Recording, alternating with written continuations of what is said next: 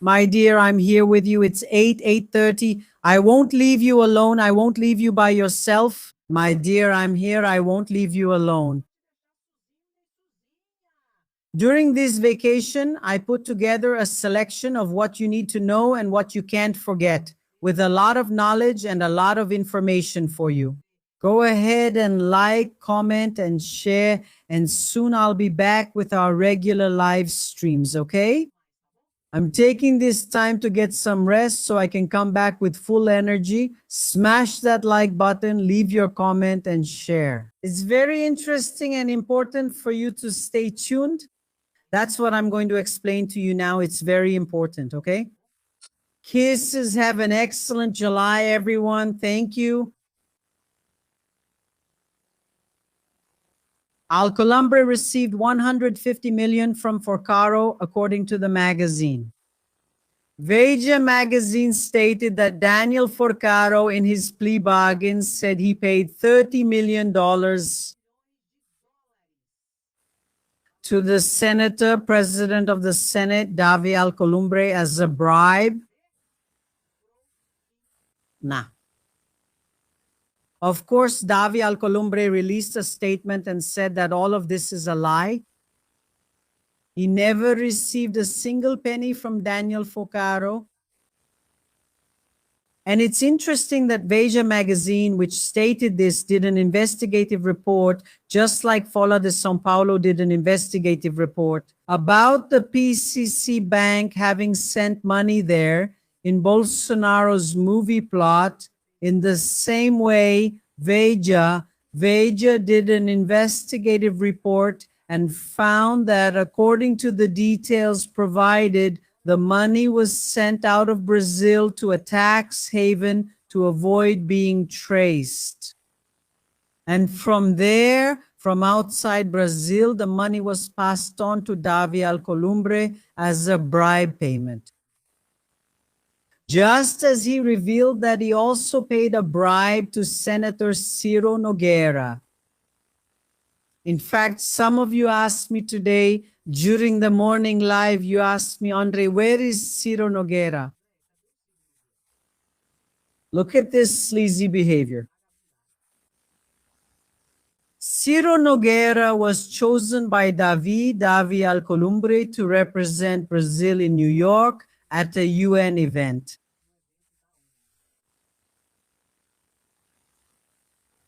You might say it's a coincidence. It's not a coincidence, guys.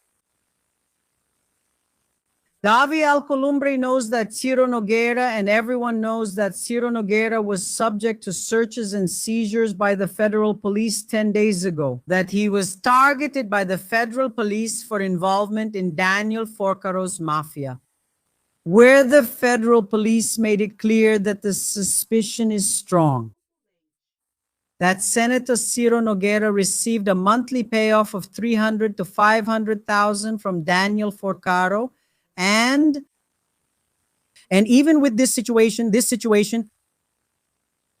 Davi Alcolumbre chooses Ciro Nogueira, of all people, and to go to the United States, and then on a mission at the UN representing the Brazilian Senate. Raul. There's a scheme, if you ask me, sorry, but something shady is going on, where they're trying to protect each other, trying to destroy evidence. There's something going on. Otherwise, he wouldn't bring this political strain on himself right now. Do you understand? To choose precisely someone who is officially under investigation in the fraud and together with the Banco Master Mafia. Unless he knows or they acted together. After all, who did Daniel Vorcaro just implicate? Davi Alcolumbre. And Ciro Nogueira as well. Then Davi Alcolumbre, president of the Senate, chooses Ciro Nogueira to have everything paid for by public funds to go to the United States. Who is in the United States? Eduardo Bolsonaro, who by all indications is also involved in this whole scheme. The institute, no, not the institute, the fund that received money from Daniel Vorcaro, where is it? in the United States, in Texas. So you'll have to excuse me, but that's not a coincidence, that's a consequence. That's why I've already told you, and you even asked me, and I answered yesterday on the Andrea Gonçalves channel to one of the questions where you asked me, Andrea, does this already warrant an arrest? Ciro Nogueira should have had his passport seized. Ciro Nogueira shouldn't be allowed to leave Brazil.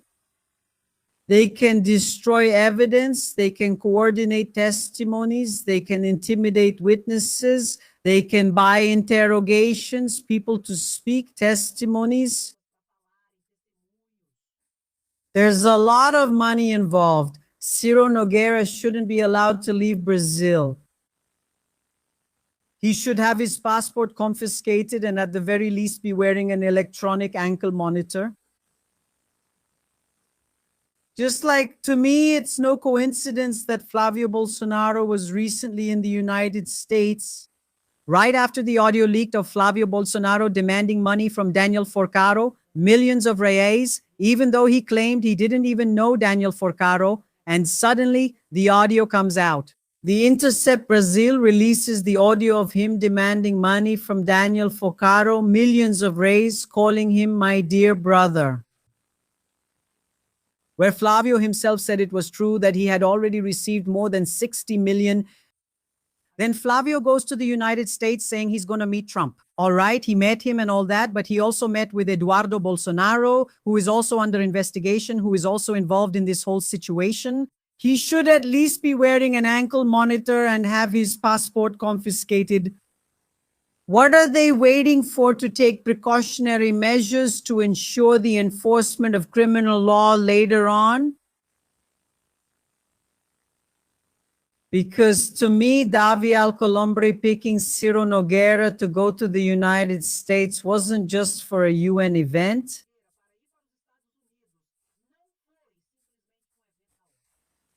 I'm sorry, but there's no way I can believe that. It's just too much of a coincidence. It's too much, you know? And why is this only possible? Because they're not wearing electronic ankle monitors. Their passports haven't even been confiscated. What are you waiting for? Meanwhile, Davi Alcolumbre is trying everything he can to sabotage Lula's government. Why is that? Because Lula doesn't want to interfere with the federal police to shield anyone? From what it seems, that's it. Davi Alcolumbre put Lula's veto up for override the veto on sentencing calculations. Davi Alcolumbre put Lula's nominee for justice up for rejection. In more than 100 years, there has never been a rejection of a nominee appointed by the president to the position of Supreme Federal Court Justice. Davi Alcolumbre put it up so that the evangelical Jorge Messias would be rejected in the Senate. Davi Alcolumbre made a deal with Flavio Bolsonaro not to open a congressional inquiry or joint congressional inquiry into Banco Master. Davi Alcolumbre, approving a big package that could generate an expense of more than 300 billion for the federal government without having a funding source, causing political damage and making the budget part of Lula's government almost unworkable. They approved it. They're approving it there. More bombshells to come. Lula will need to go to the Supreme Federal Court due to a lack of funding, making the proposal unconstitutional. You can only create expenses for the executive branch if you present the funding source. That's in the federal constitution, and they're approving it. Davi Alcolumbre is approving everything. Meanwhile, he should be moving forward with the approval of ending the 6 days on, 1 day off work schedule, which the government is interested in, and he doesn't. He doesn't move it forward. He doesn't move forward with the approval of ending the 6 days on, 1 day off work schedule. He has to send it to the Constitution and Justice Committee. Otto Alencar, the president of the Constitution and Justice Committee, is waiting for this order so the process can begin, and then it can go to the plenary, and the end of the 6 days on, 1 day off work schedule can be approved.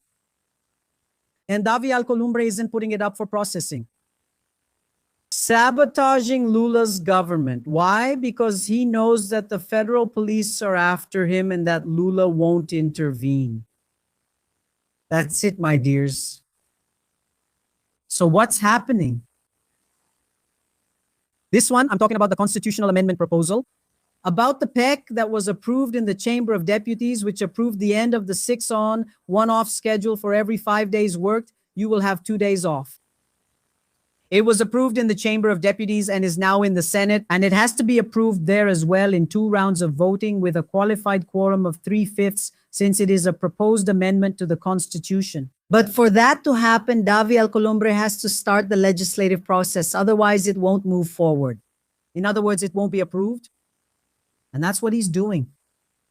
Then there's a bill that Lula sent a while ago to the Chamber of Deputies. Do you remember?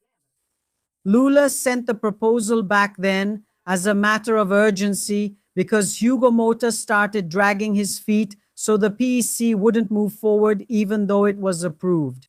So Lula sent a bill as a matter of urgency to the Chamber of Deputies to light a fire under them. No, that sounded really bad. To get things moving, no, that also sounded really bad. To get the process going, so things move forward, it was approved, and now it went to the Senate, but it's still there. Lula's bill is still there in the Chamber of Deputies, and it blocked the agenda of the Chamber of Deputies. To approve anything in the Chamber of Deputies, what do you need? You need to fast-track Lula's bill, which establishes the end of the 6 on, 1 off schedule.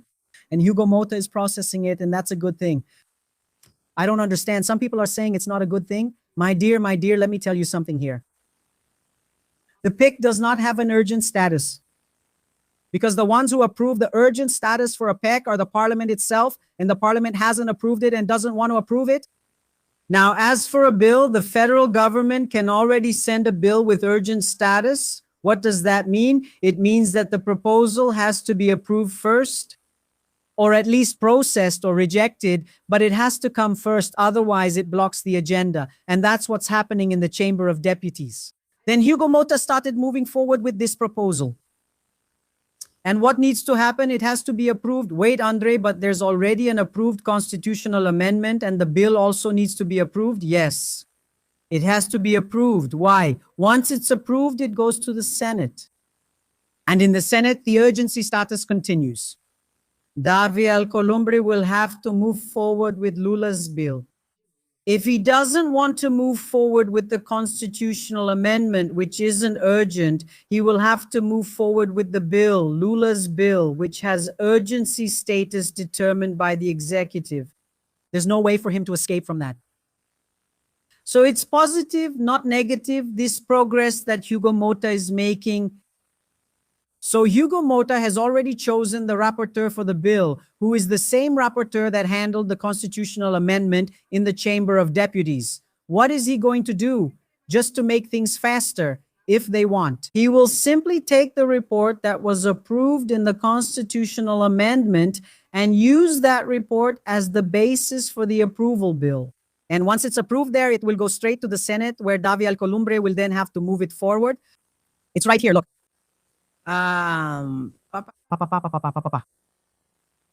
Reporting and stuff and all that. He picked the same one. Look, here it is. Mota announces the rapporteur for the bill that ends the 6 days on, 1 day off work schedule. Federal Deputy Leo Prats from the Republicans of Bahia, who was the same one handling the PC. So he already has everything ready. It's just copy, paste, and move forward, get it approved, and so on. Did you get it?